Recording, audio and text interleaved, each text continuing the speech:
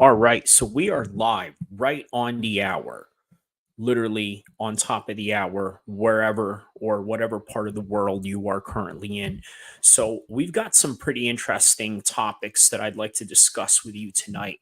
In particular, I think one of Ian Gary's most important ever press conferences, not even press conferences, but media day. Obviously, this is Thursday as you're speaking to me right now, literally Thursday morning, wherever you are in any part of the world, and a Thursday morning right here at 1 a.m.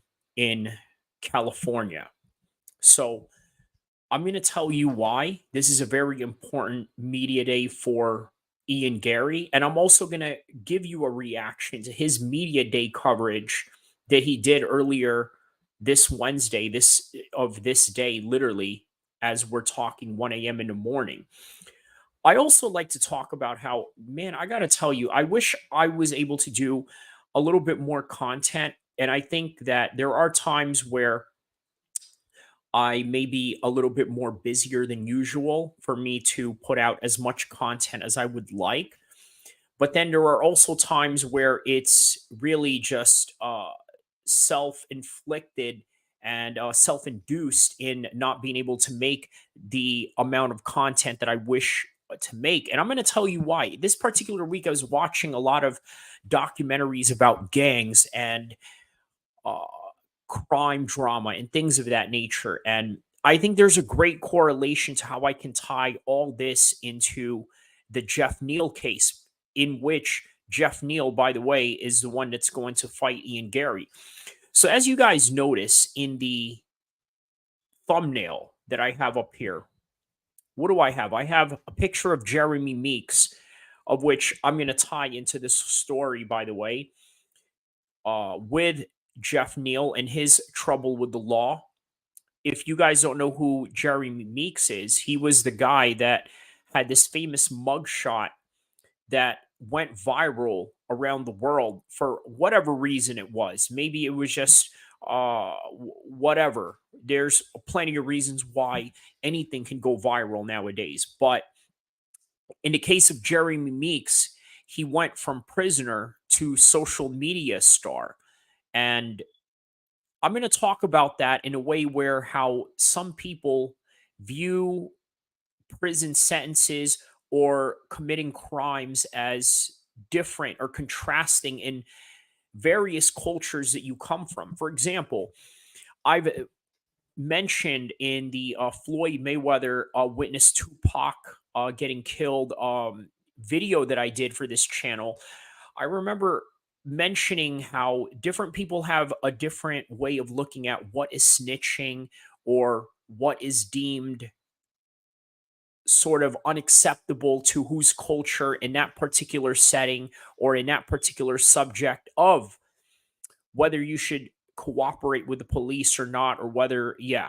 So you guys understand the trajectory that I'm getting at with this. Basically, the various contrasting outlooks of how one culture looks at these particular acts over the other. And also depending on what part of, let's say, society you grew up in. Did you grow up in the hood? Or maybe you grew up in a privileged suburban setting where you didn't have to worry about living by the code of the streets or anything like that. So we're going to get to all that, and also why Ian Garry has shamed Geoff Neal to the point where he went as far as making a t-shirt out of Geoff Neal when they were supposed to originally fight before. So we're going to get into all that. We're obviously, this is part 2 of my coverage for the entire fight week of UFC 298. And I'm going to go over a few interesting facts about Ian Garry. I'm going to react to his video about what he has said about several UFC fighters that he's getting into it with in terms of his interactions with Sean Strickland, what he thinks about him. But we're also going to talk about why it's a big deal and why it's a big storyline of Ian Garry making a mugshot of Geoff Neal's misery. In other words, why did he make a t-shirt? Because they were supposed to fight previously. If you guys don't know, that was the original plan, was for Ian Garry to fight Geoff Neal originally, but that fight never fell through for one reason or another. We're going to get to all that. Obviously, Ian Garry was supposed to fight Vicente Luque in the previous pay per view. I think when was that? I think that was supposed to be in New York. That was supposed to be a New York card that Ian Garry was supposed to fight, and obviously he wasn't able to complete fight week and get in there and take on Vicente Luque. But in replacement of that, this is what we have for this coming weekend in UFC Anaheim, UFC 298, out here in California, in Southern California to be exact. So let's take a look at some of Geoff Neal's troubles with the law. Okay, let's take a look at some of his troubles with the law and why this is important to take a look at. So, what we have right here, Geoff Neal worked as a server at a Texas roadhouse in Dallas for 10 years until his fight with Mike Perry in late 2019. And in 2020, revealed that he had returned to his job as a server. And by the way, that's the interesting point that I wanted to make about this, right? So, what did we have here? In the place, Kanta Maple Kush. Okay, what's up, my man D Brown? Thank you for tapping in. So, I remember Brendan Schaub had made references to Geoff Neal in the past, saying that, well, this guy is a top 10 fighter, which, by the way, is really remarkable in and of itself, because it seems that Geoff Neal has been in the top 10, top 15 for quite a long time. And why that's significant, I got to tell you, that sort of correlates with how tough this matchup is going to be for Ian Garry, as sort of a step up test, right? You've seen him knock out D Rod. You've seen him do great against Neil Magny, who's also a top 15, top 10 fighter. Now you get to see him get tested with somebody like Geoff Neal. But while he was a top fighter, he was working as a waiter, which, by the way, tells you a lot about, let's say, the lack of pay or the problems that a lot of fighters have in the controversies of, let's say, low fighter pay, and also with the last action lawsuit that you're seeing unfold in front of you right now, with the likes of Kung Lee, with the likes of John Fitch, and all the other names that were involved in this current class action lawsuit that is going on with the UFC. Are they going to settle, or are they going to fight it through the court? How is this going to affect, let's say, their negotiations with fighters? Now, you've seen what happened in the Dustin Poirier fight with Benoit Saint Denis. Now, in that particular setting, behind the scenes, I think, what's his name? Dustin Poirier sort of held them in hostage because he sort of knew that he could, meaning that they already put out a fight for the world to say that, okay, we have this fight going on, but now you have to deliver, and now you have to pay me even more. So, again, not to get on the tangent about fighter pay, that's not what this was about. This is more about the law troubles with Geoff Neal and what compelled Ian Garry to make this shirt. And by the way, we're also going to react to Ian Garry's video in a minute also. So let's read what is this exactly. So on November 25th, 2021, Neal was arrested in Collin County in Texas on charges of what? Under the influence and unlawful possession of a firearm, 2 misdemeanors. He was later released from jail with a $2,000 bond. Okay, so that's not quite bad. Obviously, that is a little bit more of the lenient laws of Texas, depending on what your view is of Texas or what your particular measurement or tolerance is of that matter. But a firearm in Texas, is not the most unusual thing in the world. Everybody has firearms in Texas, but you just have to have a permit. Out here in California, the same thing, but you imagine the gun laws in Texas, in all quite honesty, are a lot more friendly to gun users. Okay, that's really the best way to put it without getting too political in that matter. So this is what he was arrested for. And here comes Ian Garry making fun of somebody like Geoff Neal, who was arrested for what again? Driving under the influence. As somebody who's an Irishman like Ian Garry, name a person that you grew up with in Dublin that has never been in trouble for something like that. I'll wait, right? I'm sure everybody has been in trouble for something like that. Also, if you are a Texan like Geoff Neal, what Texan hasn't gotten into government disputes regarding firearms or what is legal or what isn't legal or what you can and can't have? And also, just the unpredictability of living in a place where a lot of people have guns. And guess what? You have to protect yourself in that matter. So, again, this is the reason why the charges were so lenient. But here comes Ian Garry blowing it out of proportion based on trying to grab a low hanging fruit of something that he can take into this fight with Geoff Neal. And by the way, that was previously supposed to be scheduled at a certain time, but didn't happen because of one reason or another. But here we are. Ian Garry wasn't able to make his fight with Vicente Luque, but we have Geoff Neal instead, which is equally compelling. So obviously, that's the next point I'm going to get to is why did Ian Garry shame Geoff Neal for something like this? And this correlates a lot into a lot of these gangster documentaries and crime drama that I've been watching all throughout the week, right? Because if you don't know and you're not from the streets, you're not from an urban environment, you're not from, let's say, an urban culture or a gang infested neighborhood or anything to that degree, there's just some things you're not going to understand. Like, for example, you're not going to understand why some people may glorify crime.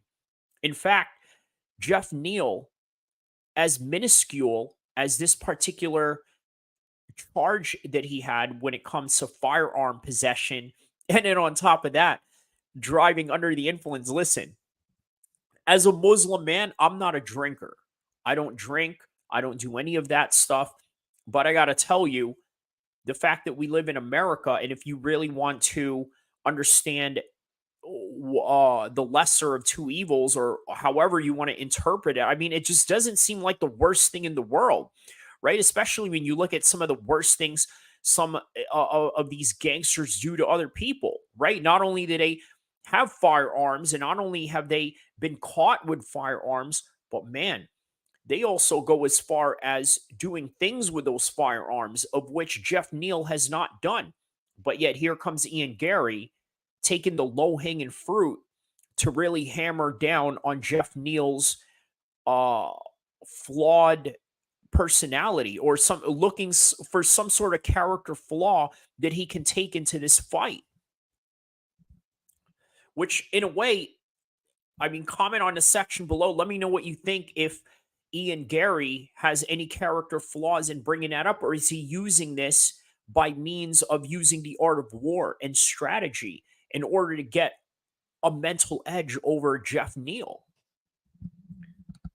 So he shames him for it. And there's going to be a lot of people that are going to agree with Ian Garry. Yeah, Geoff Neal, he's a bad person because he caught a felony according to these charges.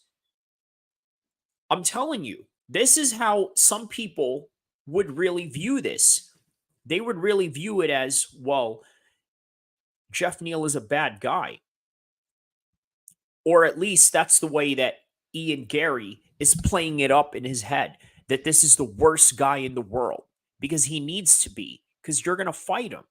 If he's not the worst guy in the world, then it's going to be a little bit difficult to fight him. And again, it varies from athlete to athlete, but some athletes really thrive on having that rightful motivation. Some, it's just all about standing on business, meaning that, you know what? I'm going in there for a job. I don't hate the guy. I don't have any animosity against him. I don't have any hatred against him. I don't have anything that really motivates me to despise this human being. But we're getting in a cage together. We're getting in a fight. And not only that, we're going to do it in front of people. And one of us is going to be humiliated in the process of that loss. And one of us is going to be exalted as a result of that win. So there's a lot at stake, but that's what you have to do. Now, on a side note, are there people out there that glorify violence, that glorify crime, that glorify the aspects of going to jail and prison? Sure. Those guys don't care anything about what Garry has to say about Geoff Neal. And those same guys that I've been watching documentaries of all throughout this week and maybe all throughout my life, and maybe have met some of these people in person, I got to tell you, they would look at somebody like Geoff Neal and say, that's it? You got caught for a DUI and you got caught for illegal firearm charges and then they let you go?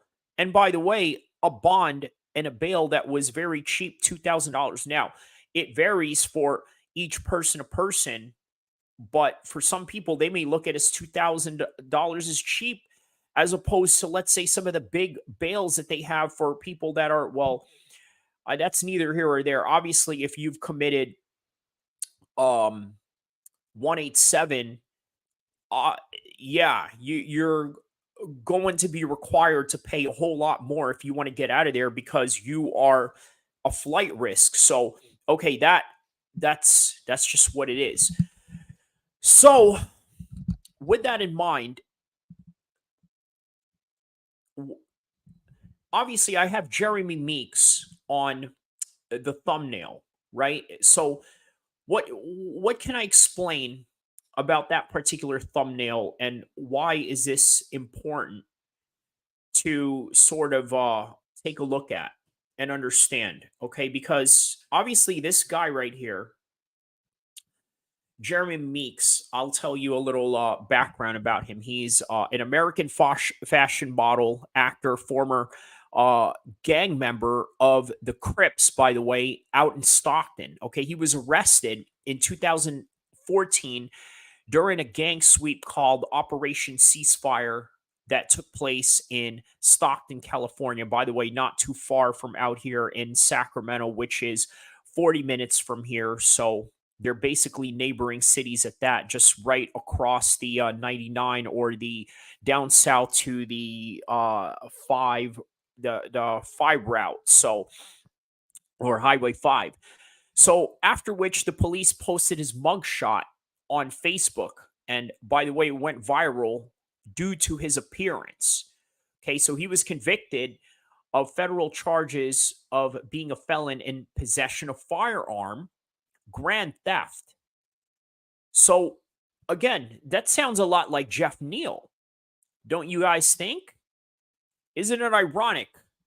Don't you think? It sounds a lot like Geoff Neal. Jeremy Meeks gets prison time for illegal firearms.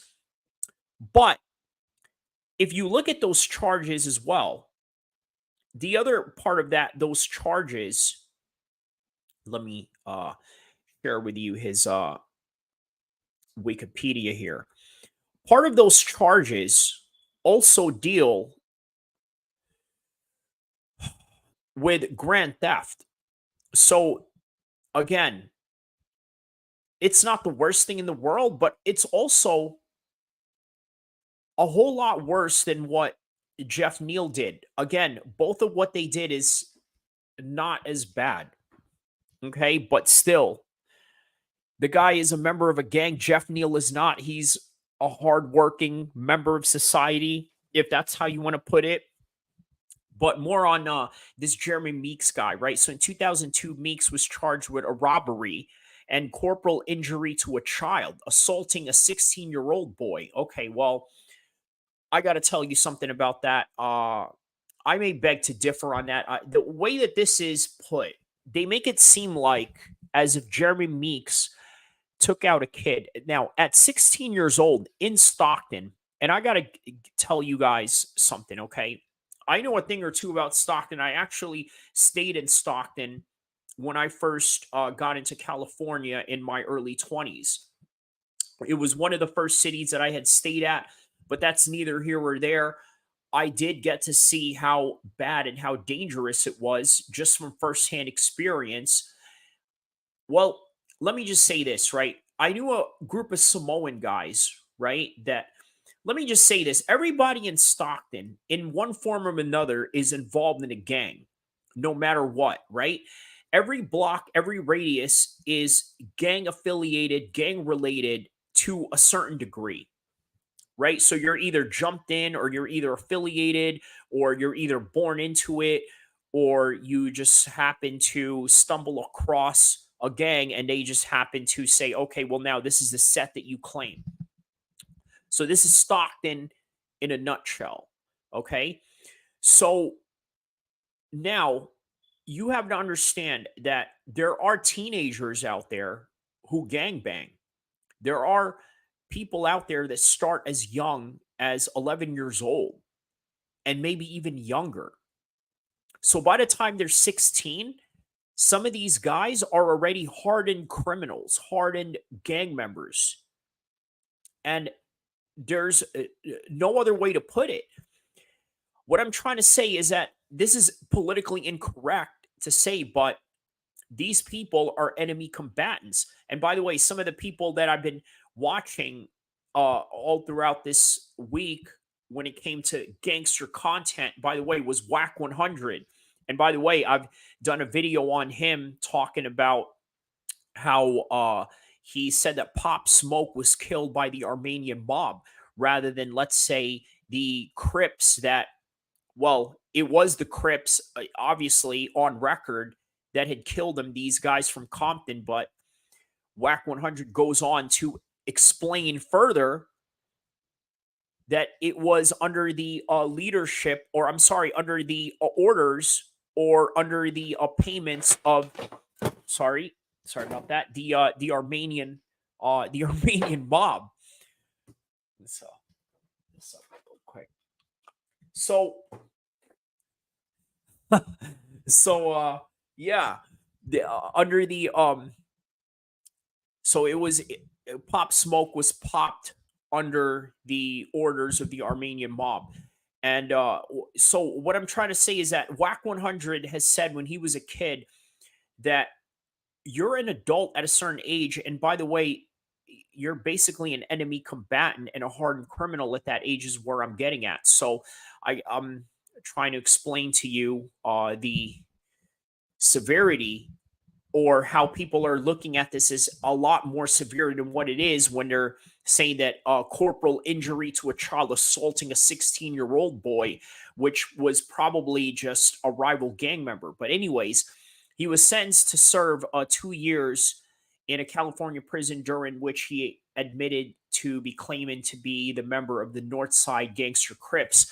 And if you guys don't know, they are basically Crips that live in the north side of Stockton, somewhere near the March Lane area. Obviously, if you go up into the March Lane area, it's a little bit more suburban there, although it's gotten worse over the years. But you go down further onto March Lane, there's a couple of blocks down there that you can make a left or a right at. And yeah, that right there is the north side of Stockton. And this is the hood that this guy claims.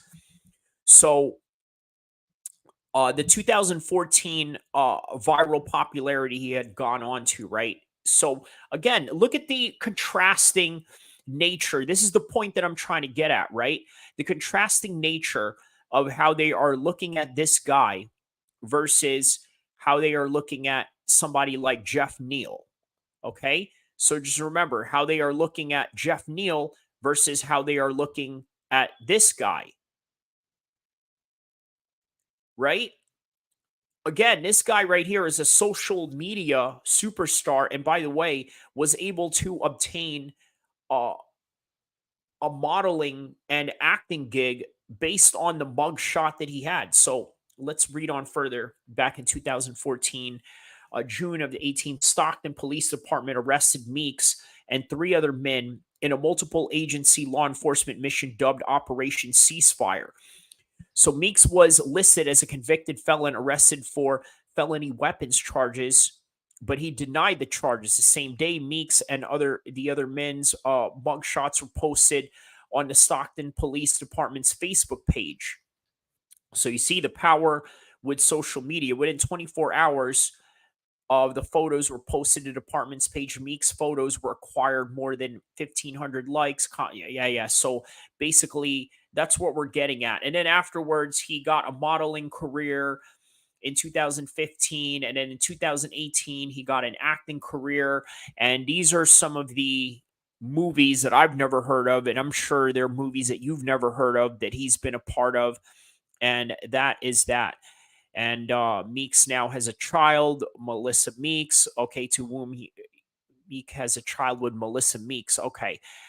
Okay, so yeah, enough about his personal life and all that. Reported a couple amicably split. They were selling their joint London home. Okay, so he has a house in London. How about that? Stockton guy, former gang member, ends up buying a house in London and getting all these gigs from around the world. So not a bad life for a convict, as opposed to Geoff Neal, who had way smaller charges, got a mugshot done about him, but only to be ridiculed by an opponent. And by the way, this is the nature of the fight game. This is just what you're going to get. Guys are going to go after you for a low hanging fruit because that is just what you do in the fight game in order for you to gain an upper hand on your opponent to any degree. So now let's take a look at Ian Garry's video, because I got to tell you guys, this is the main event of the whole entire live stream. There's some good gems from, and by the way, I want to give you guys full undivided context here. Okay, this is the first time that I'm going to be watching this in its full entirety. I've seen like very few pieces of it, right? Just a few important comments that he made about Sean Strickland. We're going to get into all that. I don't know what he has said in here. I've only seen a few snippets of what he has said, but we're going to take a look at all of it right now, and we're going to react to it. And I'm going to tell you why this is very important for Ian Garry to have made this media day and made it count where it really needed to count. So let's check out Ian Garry, and shout outs to MMAfighting.com for providing this. Good. How are you? Good. Good to be ready to get back in here and go again. Yeah, I mean, it's obviously been a kind of a wild few months and everything. Just to be here, do you almost feel like at peace because this is where you feel most comfortable, is fighting fight weeks? It's where I'm happiest. I wouldn't say at peace. It's where I'm happiest. I love to fight. I love to go in here and do what I do best, which is have fun and let my weapons fly. I got to tell you, when someone says something like that, what I often interpret out of this is that they're very confident and have trained very hard and feel like they know what they are doing going into it. So just a basic sense of confidence going into it, into what he's expressing right now. And unfortunately, last time around, I didn't get to do that, and that upset me. That got me emotional. But unfortunately, illnesses are a part of life. Yeah. Has the past few months like helped you mature at all in a way, like whether it's mentally or emotionally? Like, do you feel like you're kind of a different guy after just everything that's happened in the cage, out of the cage, through camps, all this stuff?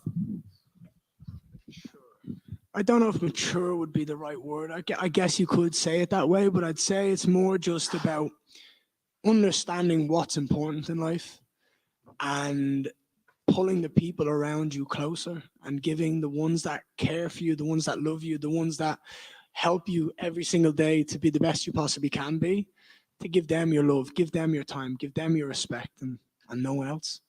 And I know So you see, what I gather out of this is that I don't think Ian Garry's personal life and what happens inside it is the biggest problem. By the way, you'll meet some fighters who are in very toxic family situations.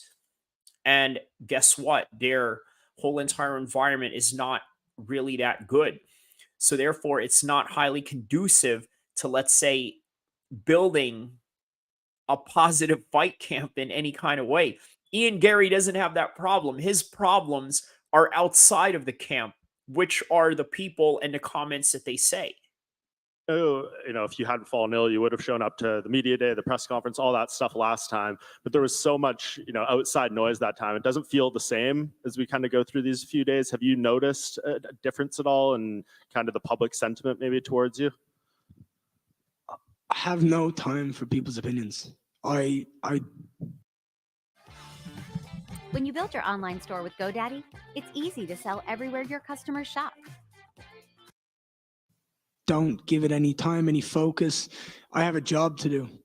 This is what I love to do. This is what I signed up for. This is what I wanted to do with my life. And I'm not letting anybody take any energy away from that. As far as the fight, obviously, when Geoff Neal's on and he's fighting at his best, we've seen what he can do in there and how good he can be. But there's been health stuff, kind of ups and downs. What are you expecting from him? Are you thinking that he's going to come into this at the absolute peak, or is there some questions around just kind of where he's at? He better show up on fucking weight. That's the first thing. Otherwise, I'm going to sit in the sauna with him and watch him cut that extra bit of weight while I sip a drink in front of him. We're not playing any games where you have two jobs to do. You sign up to make weight. You sign up to show up on the night. He said he better make weight or I'm going to sit there and make him sit in a sauna and eat in front of him until he gets that weight off.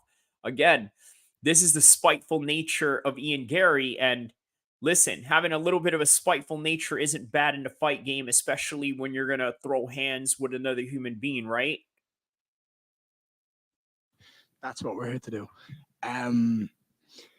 I feel like, look, Geoff's a phenomenal fighter. He's tough. He's durable. He's been around this game for a while. He's fought some of the best guys in the world. However, I don't believe anybody's as fast as me, as technical as I am, or has as much in the arsenal as I do. I feel like for me, it's a matter of time until he makes a mistake. I expect Geoff to be tough. I expect him to be there for all 15 minutes, unless I do my job well and I make him make that mistake. And we know you're always a man with a plan. So if you win this fight the way that you want to, what does the rest of the year look like in your mind? So this year is the year of committing to a title run, of proving to everyone in the UFC, outside the UFC, any fan that enjoys fighting, anybody that comes to the events, anybody that sits at these tables, it's proving just how good I am. It's leaving no stone unturned, and it's doing it against the most dangerous guys in the world. I want to beat Geoff Neal in spectacular fashion this weekend. Then I'm going to fight Kobe Covington, and I'm going to retire him, and I'm going to... So far, he's showing you the plans that he has going on, right? So he's telling you what he wants to do with Geoff Neal, and it seems that he has had a very meticulous way of preparing himself going into this particular fight week. And now he also wants Colby Covington, another legend, another resume that he can add onto his name, and also compel him to a bigger matchup, maybe even a title shot, if not a super fight with Sean Strickland. Rid the clown from UFC, and then I'll take someone 3, 2, or 1 in the world. I'll beat them, and I'll earn my title shot next year. And then he wants to retire him as well. I think he has no other choice. When I beat Geoff Neal on Saturday, there's only one choice, and it's what I say. And last question, kind of a random one. It seems like some places you're named Ian Garry, other places it's Ian Machado Garry. What would you prefer us as media to call you, write you in stories and stuff? What do you want to be? Ian Machado Garry. That's my... This is a way of media trying to get some sort of, and again, this is the job that you do, right? You want to make it interesting. You want to make it compelling. Now, what compelling way to try to get Ian Garry provoked or try to test out his temperament or his stoicism by asking him a question like, well, what do you prefer more? Ian Garry or Ian Machado Garry, because here's a controversy for those that don't know or don't understand a backstory. He changed his middle name to his wife's name so that their kids could somehow not feel confused. But that's his reasoning behind it. That's neither here or there. That's the man's choice. Not something I would do, not what most self respecting men would do. But anyway. My name, it was UFC before. It was Ian Garry before I got into the UFC because I didn't get married. I'm married now, have a family. Our names are Machado Garry. Perfect. Thank you. Thank you. How are you, pal? Good, thank you. Ian, when you first got to the UFC, you even kind of embraced the new Irish star, a lot of comparisons to Conor, but you've embraced Brazil, which is something that he clearly didn't do. He went there and stole Aldo's belt. So I'm curious, we know that you have family there, but trying to how did the provoke sort of Ian genesis to Garry move down there begin, and was part of that to distance yourself from the Conor comparisons? Well, firstly, he had a motive and a plan to do that, and what he did that day got into someone's head. So the way that the media is trying to put this out is, well, we're comparing you to Conor because Conor did this, so therefore maybe you should do that. Conor went against Brazil, but you embraced Brazil. Conor did something different, but you're doing something different. Yeah, they're two different people, two different weight classes, two different human beings, and two guys with two different experiences nonetheless. Essentially won him a fight. So that's phenomenal, and that's completely different. But the comparisons to Conor and everything that anyone could say is comparing me to an inspiration, an idol. I can only ever take that as a positive. But when you talk about connections to Brazil, my wife has family, my little boy has family that live in Brazil. I now have family with the Shoot the Box team, and the energy in Brazil is just different. You meet any Brazilian fighter or their team, you can see it and you can hear them from a mile away. It's different. The energy is very vibrant, very passionate, very colorful. And we've seen some of the best fighters in the world come out of Brazil, and it's because of that energy. So for me to be in Brazil and training with the likes of Shoot the Box and Charles Oliveira and doing jiu-jitsu with Damian Maia, it can only mean one thing for me, and it's success. Ireland is a predominantly Catholic nation, Brazil as well. There's the scene in Embedded where you guys are all saying the Lord's Prayer. Is that sort of helped the cultural immersion moving down there, and has faith always been a part of your life? It was. Well, I got to tell you, before he answers that, a couple of things I wanted to point out, right? A lot of the Irish, even though they are supposedly Catholic, the way that Brazil is a majority Catholic nation, I would say that generally speaking, and maybe from my own anecdotal experience, it seems that a lot of Irish are a lot more skeptical on religion, and in particular the Catholic religion.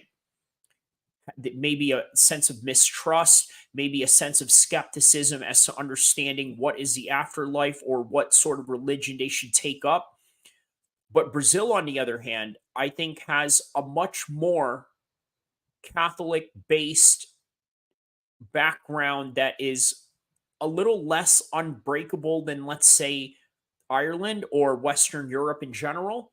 But let's see what Ian says here. Always a part of my life. I didn't really understand or realize the connection that I've had, but I'm very blessed to have a very strong spiritual connection, and I feel like Brazil only empowers that. And to have people in Brazil that can speak.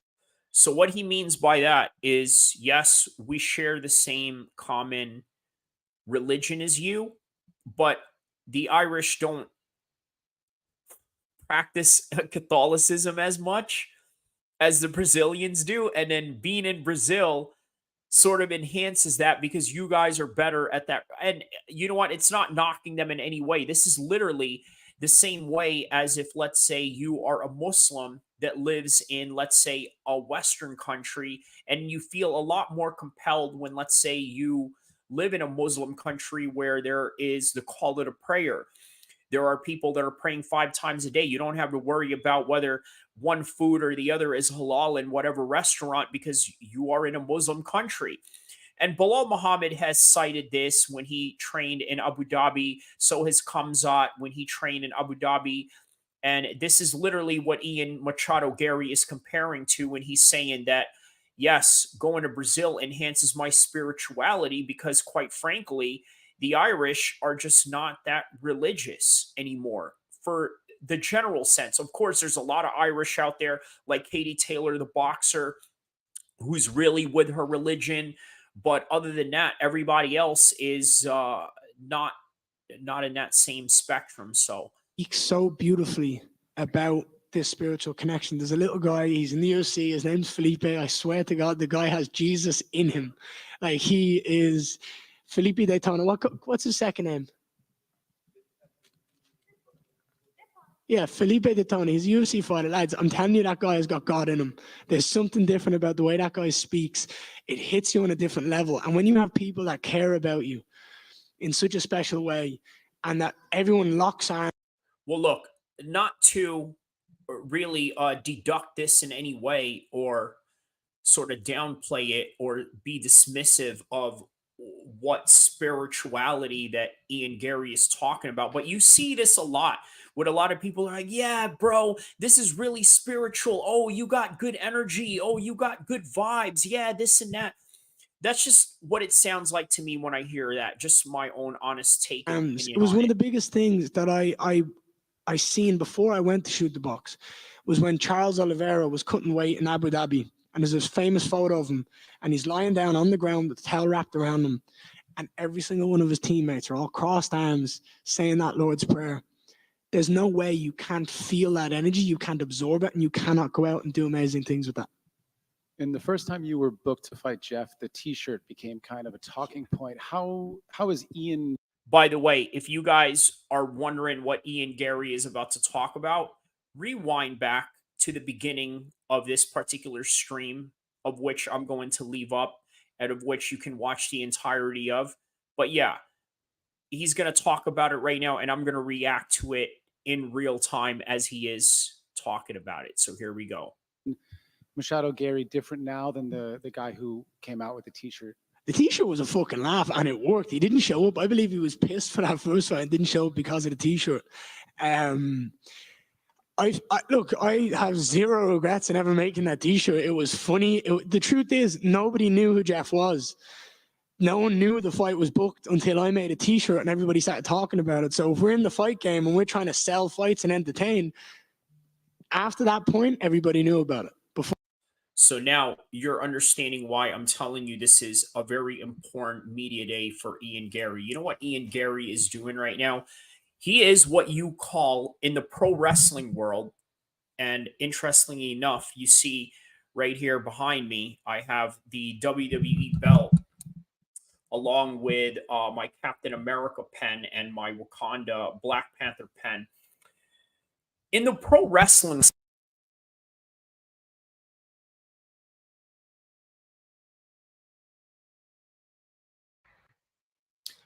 mic check 1 2, just making sure this is on right here. Hold on.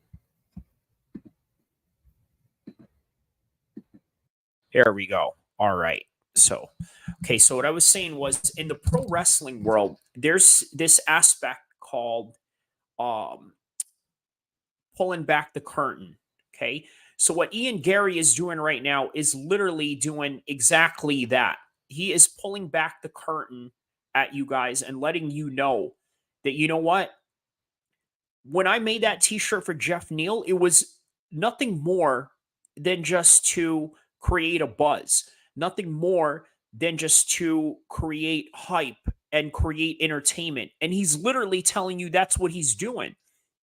Whereas with the Neal Magny fight, he was very reluctant and really telling you what his true motivation was, because quite frankly, a reasonable person who's not insane would know that somebody like Neal Magny does not go out and abuse his kids.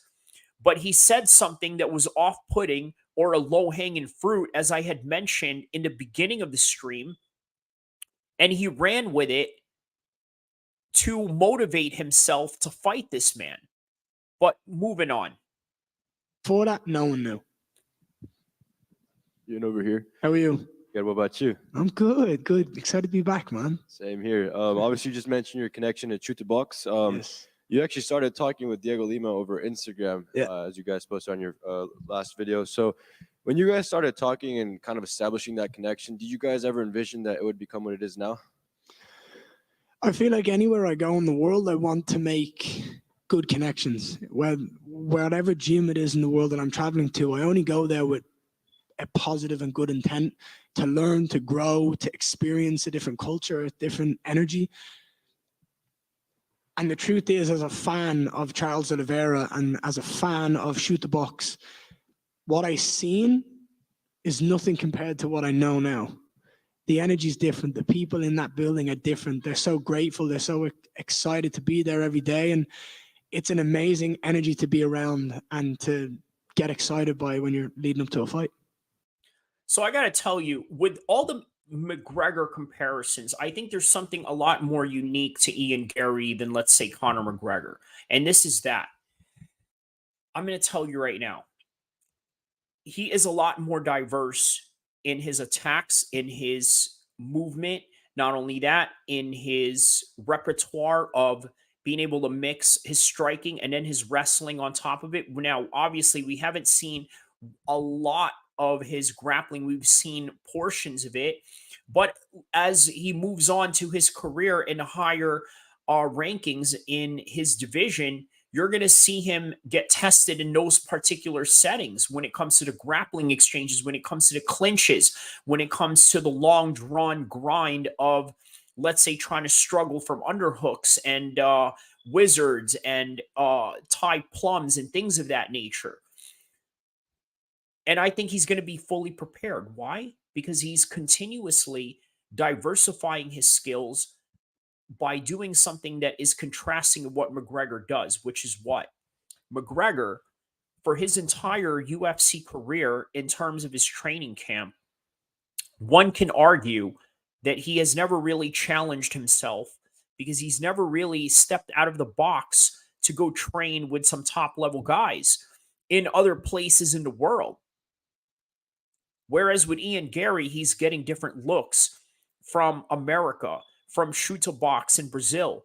And then he goes and trains in different countries, not just in Dublin and Ireland, but also in America, the Thailand, Brazil, and the list goes on. Whereas with McGregor, he just travels to one place, trains there, takes a picture with his yacht, and doesn't really do much when it comes to, let's say, developing his skills into the next level, into something that we have yet to see. It's just stagnant. Whereas with Ian Garry, That's awesome. Obviously, I think you're going to we're see an supposed to see you compete exponential at growth. UFC 296 against Vicente Luque. So my question in regards to this is, how were those conversations like with Vicente when the news came out? So I haven't spoke to Vicente since then. More because I was more pissed off than anything that I didn't show up. Because the truth is, and this is where it hurts, right? I hear people say that they were excited to see me. I hear people to say that they flew all the way from Ireland, England to watch me fight. Yes, so did I. I flew here to fight. I didn't get to do what I love. There's nobody more annoyed or upset than me, and that's how I felt. So for me, it's just unfortunate. I had to deal with it. I had to get over it. I had to heal from it, recover from it, and here we are. That's it. My name's Chad, and So this is my 15-year-old daughter, Bethany. And if you watch to the end of this video, I'm going to show you. Fair enough. So I got to tell you, right, there's a lot of accusations that are going on saying that Ian Garry went and, let's say, faked his sickness. Now, from the initial reports, they had said something to the effect that what Ian Garry had going on was a sickness that had came from China, some sort of a strand of virus that is similar to COVID, but not really. And once again, they said something to the effect where it also affects children, but then some reports, which have later been found to be false, have mentioned something to the effect that his kids were affected as well, which, by the way, was not true. But again, there's a lot of smoke and mirrors. There's a lot of things that are not being answered. And then there's also all these other skepticisms that a lot of people out there are saying, but really don't have substantial proof. However, you can understand all this negative media attention that he was getting on the lead up to the Vicente Luque fight, look, I'm just going to tell you, man, some people will do the strangest things if, let's say, they don't have the right training camp or if they don't have the right circumstances going on. But further moving on. And the UFC hasn't returned to Ireland in a long time. And obviously, when Conor does fight, it's mainly Las Vegas or occasionally New York and Abu Dhabi. So do you think you're going to be the guy that brings the UFC back to Ireland? I goddamn hope so, man. I hope. I've been saying it. I've been talking about it. I fear that I'm going to get too big too quick and they're never going to go back. And the truth is, I go out here and I bury Geoff Neal into the ground on Saturday night. Is that already past it? Is Ian Garry too much of a star at that point to go back? I will do everything in my power to make that happen. I've told Dana, I've told Hunter, I've told everybody, I want to be the guy that brings the UFC back to Ireland. I feel like I've earned it, I've deserved it. Maybe we just have to do one or two more. So maybe like a perfect scenario would be here. You make the statement on Maybe against Colby Covington, perhaps. Is that where they're going to? Remember, I've never watched this Saturday, before, maybe so fight for like a title eliminator in Ireland. That would be fire. I'd sign up to that in a heartbeat. And obviously, I see your adamance towards fighting Colby Covington. But before, you used to mention Wonderboy Thompson's name a lot. So is that kind of off the table for you? I don't think Wonderboy's ever going to say yes to me. Fair enough. Good luck on Saturday. Thank you. Ian back here. How are we, sir? How are you? Good to see you again. It's great to see you as well. I want to ask you, training at Shootbox, just talk about what that experience is like, getting in there, doing rounds with the Charles Oliveira, going to the mat with the legend in Damian Maia. Just what's that like? It's an insane amount of knowledge that I can only learn from. And it's something that I'm... Remember what I just said earlier about how this is way contrasting to the likes of Conor McGregor, who just stays with the same team. I'm excited to show in the next however many months until I need to show. I want to make sure that I have as good of a ground game as I do stand up. And if I can mold those two together, I become one of the most dangerous fighters on the planet. I want to ask you a bit, with the shirt. Just as I was saying earlier, right? How he's able to mix up the striking and the transition into grappling and then putting those back and forth all in one. Just keep that in mind. With some of the things, Ian Garry, we know to be a family man, a kind man with a sense of humor. For the media and sometimes, like you said, a bit of the motive, would you say you're one of the heroes or would you say you're one of the villains when it comes to promotion? I don't give a fuck what people want to call me, a hero or a villain. I don't care what you want to do. As long as my hand gets raised and people are entertained and people are talking about me, then I'm doing something right. Yeah, that's a good answer right there. But at the same time, I think Ian Garry is also sort of tone deaf to how other people see him. And by the way, you may get frustrated by it as a fan because he's tone deaf by what you have to say about him. But I got to be honest with you, as somebody who would never want to live the lifestyle of Ian Garry for the obvious reasons that us Muslim males just have certain principles and certain way of thinking that, let's say, the Western mind doesn't, I would say that Ian Garry needs to have this mentality of being tone deaf to what a lot of you think of him. And by the way, everything that I'm seeing out of Ian Garry right now from an objective psychological point of view leads me to believe that this guy is one track focused on his particular task at hand. The truth is, there isn't a single fighter at the moment who's been more talked about. There's not a single person whose family has been more talked about at the moment. I'm number 10 in the world. I'm nowhere near the top. I'm nowhere near the peak of my career. And everybody's talking about me, my wife, my kids, my family, where we're going, what we're doing. I'm definitely doing something right. So whether you think it's hero or villain. Well, here's the thing about that, right? Obviously, as Muslim men, we don't go out and really expose our kids or our wives or our families to the world that have nothing to do with fighting, right? So he may look at this as a win because everybody is paying attention to quote unquote his family. But at the same time, is it really the type of attention that you want? Either way, people are talking. Is it ever But difficult either to way, deal people are with it talking. when people want to say negative things and maybe, go more personal because they feel like you are starting to take some shots at them? Listen, we can shoot shots at each other all day long, me and another bloke, but the minute he mentions, here's the thing, here's the two things that I'll point out to you, right? My wife was called a pedophile by Sean Strickland.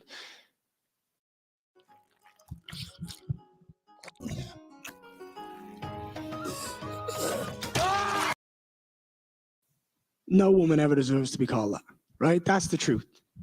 My son, the people that follow Sean Strickland commented on a couple of my photos at the very start of all this hate saying, is the kid even his?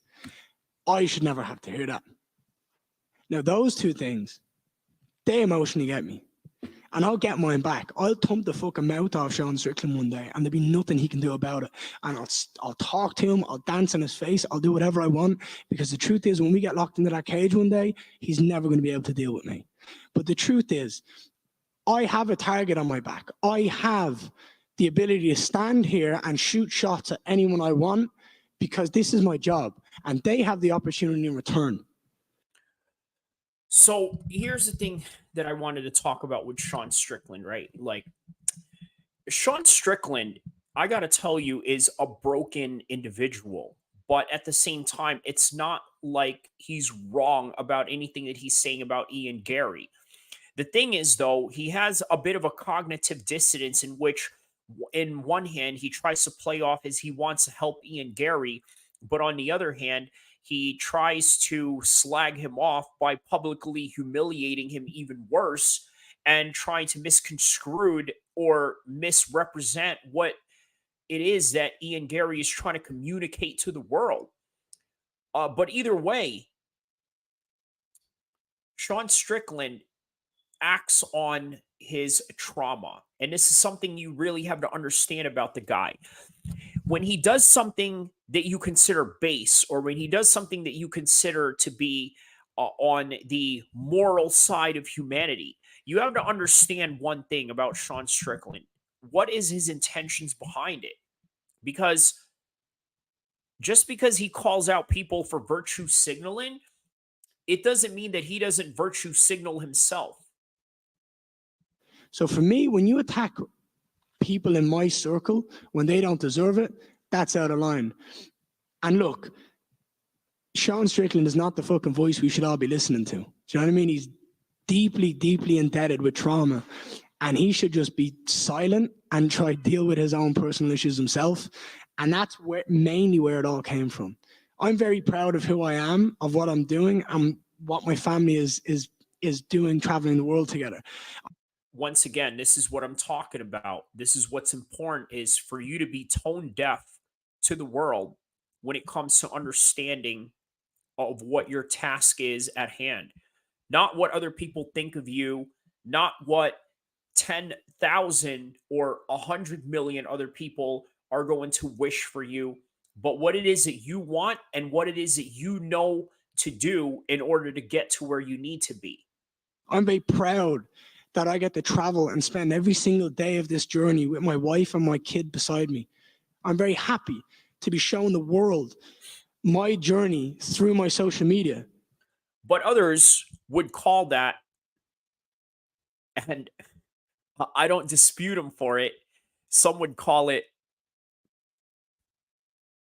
coping. Just saying. I'm very happy. And I know some of you think that as well.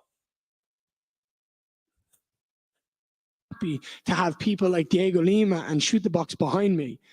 I don't give time to this negativity anymore. I turn off the comments on my Instagram because I can protect the peace. I don't have time for other people's opinions anymore. I'm going to live my life the way I want to live it, and I'm not. So once again, this is an important part right here that he brings up. He mentions that he had to turn off the comments on his Instagram or YouTube, or both. Either way, he turned off a comment in one of his social medias. Now, why is that important? Look, a lot of people love to champion themselves when abuse gets thrown their way. they love to sit in the fire of the abuse, like as if you need to sit there and listen to it. Okay, I'll give you a story, an example to this, right? In probably my last or second to last semester of college, I had this group project with a group of my fellow colleagues or classmates. Okay, so you know it's college, right? If you're taking over 9 or 12 units or 16 units or however amount, that is very difficult to do, especially if you do over 12 units, but that's neither here or there. Look, you're working at different subjects all throughout the day. Okay, you're doing this for this class, you're doing this for this class. You're not always going to be on point with all the materials that you need to present for your homework or your preparation of class or the preparation that you're going to do with the group for this particular project. So a few times I've missed out on the meetings with the group because I had certain things to do or other obligations or other homework. So this one person in the group decides to go and scolds me for, let's say, missing a meeting, right? But guess what? On the day where it mattered, this person was not prepared to present with us. And as a result, this person had to drop their class because they weren't able to keep up with the curriculum. And then here's the thing. Here's the moral of this story that hammers home into this particular topic at hand. She sat there and allowed everybody to scold her about why she wasn't able to get her work done. And by the way, her reason was because she had to work, which, by the way, I mean, look, it's neither here or there. I mean, that's your own personal choice, but it hindered her in a way. It hindered the performance in terms of being able to present or being able to gather the materials or being able to produce the content that we needed in order to get this class going or get this project for this class going. She gets scolded and allows everybody to scold her. Look, you know what I would have done in that situation? Long story short, I would have just walked out there. Hey guys, see ya. I can't finish this class. I can't go out and work and then do class at the same time. I got to get out of here. I don't need to explain anything. So she sat there, and guess what? I'll be honest with you. I took my shots because I'm like, hey, you know what? You little smartass.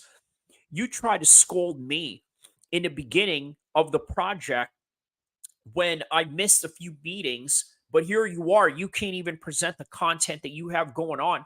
So yeah, I obviously took the shots that came at my way, but then as I'm given this form of verbal aggression, she wanted to hear the verbal aggression of everybody else, which I thought was really strange and submissive at that. Okay, submissive in a bad way that is detrimental to your own self and your own mental health and sanity all rolled into one. So in other words, what I'm trying to say is that you only have a few limited bandits all throughout your day, right? You don't need to go out and take S from anybody all day long or everybody all day long and just sit there and take it. No human being should subject themselves to that. So even though I don't agree with the lifestyle of Garry, I'm here to tell you that he has every right to do that for his own self sanity and whatever it is that he needs to compel him to competition. Not letting anybody get in the way of that anymore. Thank you, Ian. I appreciate you. Just over here. How are you, pal? I'm fine, thanks. With Strickland, obviously he's a middleweight and you're a welterweight. So do you think that fight is even going to happen in the future? Yeah, For sure. You ain't, there's no fucking man on the planet that talks about my wife or my family like that and doesn't get it eventually. Okay, so this is a good sign, at least for the UFC and their bottom dollar and their future entertainment and the super fight that they can get out of this as they're building towards that in some kind of way. Sean Strickland just lost the title. He's not obligated to have this championship burden behind him where he has to take all these fights that he may not want to or just or the mandatories that he has to do. He can go out and have these super fun fights just like with Ian Garry. So here we go. This is where it gets really, really good. The truth is, he's never going to be relevant again. He's lost the belt. He's lost the interest. There's a point at which I'll jump in. I don't agree with him on that. I don't think that Sean Strickland is irrelevant because he lost his belt. If anything, I think that Sean Strickland is even more relevant, and I'm going to tell you why. Look, the type of fans that Sean Strickland has, to be quite honest with you, these guys are misfits. This is the bottom line about it. They are guys that are the broken people of society. This is what Sean Strickland fans are. I'm not talking about the genuine MMA fans like myself that love the sport for the competition. But to be quite honest with you, the majority of Sean Strickland fans are here to watch a car crash. But at the same time, he's also a great fighter. The problem is, I don't think a lot of his quote-unquote fan base knows or understands what type of fighting he does. The next time you see a so-called Sean Strickland fan, and by the way, all the real MMA fans are going to know and understand this. I want you to ask the so-called Sean Strickland fans, hey, what is a Philly shell? And yeah, just ask them what a Philly shell is. Sean Strickland has some of the best Philly shell defense in all of MMA. And by the way, this is a boxing technique that he managed to brilliantly execute in MMA. However, the one thing that I want to ask, as a result of that is if they don't know what a Philly shell is and they're quote unquote Sean Strickland fans, then you know that they are only here for the car crash and not the technical prowess of what MMA and these great fighters have to offer. In a short notice fight, and I'll dance all over him. I'm far too quick, I'm far too talented, and he'll just be missing. Okay, and obviously there's rumors of Leon Edwards maybe taking on Bilal Muhammad, possibly Hamza. Mm-hmm. What do you think makes sense? Hamza doesn't make sense. By the way, that's going to be the next video that I think I'm going to make. I'm going to talk about the state of the 170 division, in particular, Leon Edwards. Who is he going to defend a belt against? Is it going to be against Khamzat? Is it going to be Bilal Muhammad? Obviously, Khamzat Chimaev seems to be more of the money fight of some sort, right?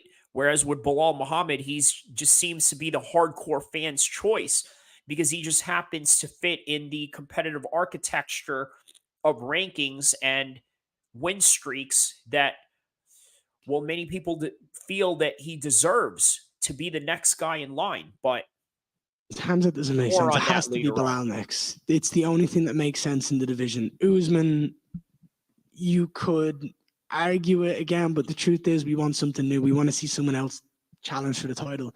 It makes sense that it's Bilal. After Bilal, it makes sense that it's Shavkat.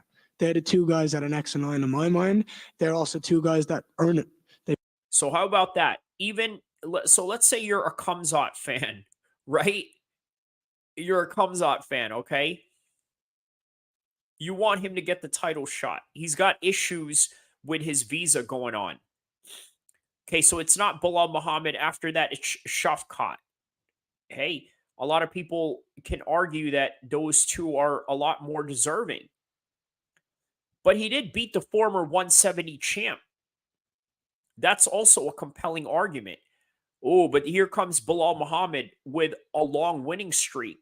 But then just like what Colby Covington said. He said that your win streak snapped when you had that no contest against Leon Edwards from the eye poke. But isn't that what a no contest is in the beginning? Hey, either way, it's making 170 more compelling and really a lot more competitive, but even more confusing in terms of the matchmaking that you can make out of it. But more on that on a separate video. Let's finish off with Ian Garry's media day here. They've earned it. And I feel like they're the two guys that are next in line for the title against Leon. And just last one, who do you think's going to win out of the main event between Volkanovski and Topuria? There's a lot of talk going around about the main event this week. Obviously, Topuria's undefeated. He's young. He's aggressive. He's hungry. He wants to be the champion. He's that person who's hungry to win, to prove how good he is, to earn that UFC champion status. Then you've got someone who's dominated the division for a long time against some of the best fighters on the planet. We just signed the lease on our third shop. My assistant went to customink.com to get new uniforms with all the locations. He found great products. I feel like the last fight is what people are judging Volkanovski on. And I feel like that's very unfair to be judging him a week off the couch or however long it was off the couch to fight arguably one of the most dangerous. It's a very good point. And by the way, I'm also going to talk about Volkanovski further on as the fight week goes on and continues. Obviously, this is the part 2 portion. I'm going to come off with the part 3 and so on and so forth. So here we go. Man, in the entire UFC pound for pound. So when I think of Volkanovski, I think of someone who's able to outstrike Yair Rodriguez, someone who's able to outpace Max Holloway, someone who's able to out-grapple and find a way to win against Brian Ortega. So until I don't see him have success in his weight division, I'm going to think Volkanovski is going to be the guy who's getting his hands around. I've seen it time and time again. He's able. That's a good point in consideration to the recency bias that a lot of fans in MMA and in the fight game in particular just have. Capable of finding a way to win even in the toughest of situations. Yeah, I just have one more. Go ahead. The welterweight division recently got a big pickup recently in Michael Venom Page. I know you're focused on Saturday, but do you see him as a guy that could maybe break into the rankings soon and maybe even a future opponent for you one day? Who's he fight next? Kevin Holland in Miami. There's no fucking way he beats Kevin Holland. So no. There's no way. Awesome, thank you. Appreciate you. Ian, so that's quite honest of him to say that. Got so personal, affecting your family, and clearly has given you a justified negative emotion. Has that informed how you approach trash talk for your future opponents? No, I'll still talk shit. I'm that's the person I am. I'll talk shit. You wanna clap at me, I'll clap back. That's how I've grown up. That's the way me and my friends grew up. But there's a line. There's a line on what you say and what you do, and it's not trash talk to call my wife a pedophile or say. Look, here's the thing I think a lot of people have to understand, right? You're either going to trash talk or not. But if you're going to trash talk, the one thing you have to understand is that there are no limits to war. Okay, it is only people on the outside of that warfare that try to limit the engagement or the weapons that are being used. Just my take on it. That the kid isn't even mine. That's not trash talk. That's abuse. That's horrible. And no person on the planet deserves that. And I feel like we've seen it recently, and the two main culprits are fucking Colby and Sean Strickland. Colby bringing up Leon's dad and Sean just being negative towards every single person possible. It shows a very dark age in MMA, and this is not what the sport's about. The truth is, we're fighters. We're martial artists. But the UFC is so much more. The UFC is about being entertaining. The UFC is about putting on amazing fights and building a fight. Who was the best fighter we've ever seen in this organization who's had the most success? It's Conor McGregor. And what he did was emotionally connect fans to his journey by talking, the build-up, the excitement, the fights. He talked the talk, he walked the walk, he backed it up, and everyone started to believe him. There's a fine line of what's right and what's wrong. And I feel like lately the negative has started to overtake the positive. And it's not interesting. I don't believe that anyone here enjoys hearing the stuff that has been said recently. The UFC's full. I think you're wrong, Ian, Garry. I think a lot of people do enjoy this. And again, he's either tone deaf or, which again, he is tone deaf to what the MMA world or the MMA fan base is saying. And as well as you should be, because guess what? If you just constantly go out and listen to everybody else, your bandwidth is just going to be affected in a negative way. Full of amazing fighters. Let's talk about the fighting. Let's talk about the skill set. Let's talk about the knockouts. Let's talk about. Yeah, and if you want to talk about the skill sets and the fighting and the knockouts and the submissions and the technical aspects, don't forget to like and subscribe to this channel and share it, tell a friend to tell a friend. I just wanted to add that there for a bit of a shameless plug. But on any degree, he's absolutely right. You know, there's that aspect of the sport, but then there's also the aspect of the sport of entertaining and building a fight the way that Conor McGregor did. But then there's also the aspect of the sport where things get dark, the way that Colby Covington can bring up things to make it that dark. And Sean Strickland, well, he lived a very dark past, and people are going to bring up his past that was very dark to him. Either way, even Conor McGregor himself, who knows how to build up a fight, has also built fights against Khabib in a very dark way. It's just the nature of the game. And sometimes it's just ways that you can't control. But let's finish off with Ian Garry, and I'm going to leave you with my final thoughts. Out the build-up, there's some amazing stories that fighters have. I'm interested, I know that. And it's on me to go out and do my job. And That's right. And Geoff Neal as well has a very interesting story in terms of being an underdog, being a former waiter, and then having these felony charges. Well, I mean, honestly, it's a small bump in his life. But again, Ian Garry has highlighted it so big that I'm here talking about it like it was one of the biggest struggles of his life. Him working as a waiter while competing as a top 10 170 fighter is probably a lot more challenging and probably a lot more of a struggle than his short stint in prison for, by the way, very minuscule charges. have fun. So this isn't trash talk anymore. This is just me going out there with business and proving people right and proving people wrong.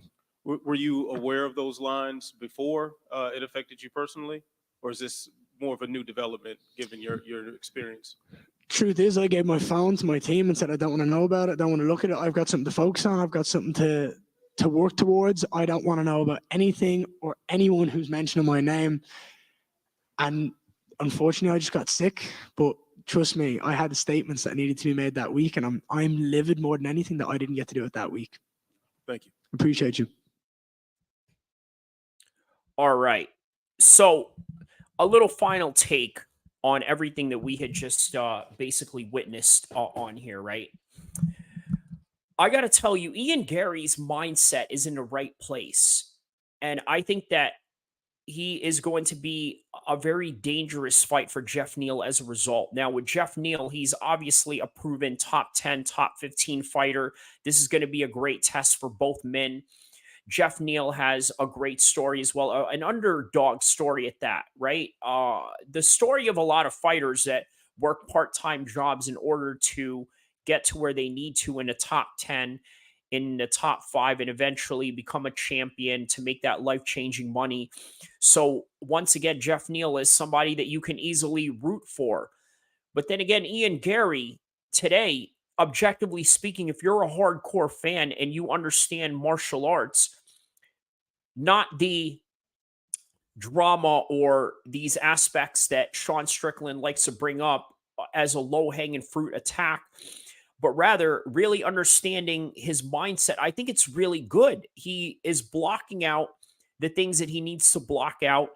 And by the end of it all, he's focusing on the real task at hand, which is the technical proficiency that he needs to perform at in order to increase his optimal state of arousal at the time of his competition, which is this coming weekend. So he's in a great spot. He's in a great mindset. And as for Geoff Neal, I think that he has a great story that a lot of people can get behind. But at the same time, I think that none of this matters. I don't think that his underdog stories matter. I don't think that the controversies that Garry had going on with people saying things about his wife or his family matter. What matters by the end of it all is the night of the competition and what happens and how you execute your plan of attack and how you execute your defense when you are being attacked. It's really just as simple as that. It's the simplified way of really looking at fighting. Because oftentimes, a lot of people look at fighting as if they're getting jumped by 10 ninjas, when in reality, you're just fighting one person. The way that these fans are attacking him online, they sometimes feel like it is as if they are getting in there and jumping Garry like a gang initiation, but in reality, he's just in there fighting one person.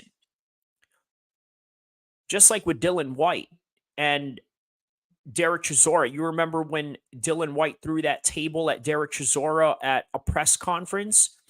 Now, how wild was that? By the way, they were a co-main event for that fight. They were a co-main event for Anthony Joshua and Eric Molina. And yet they stole the show.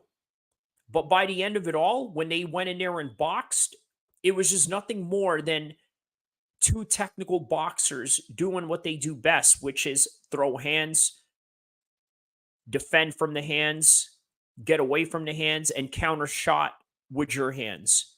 It was really just as simple as that.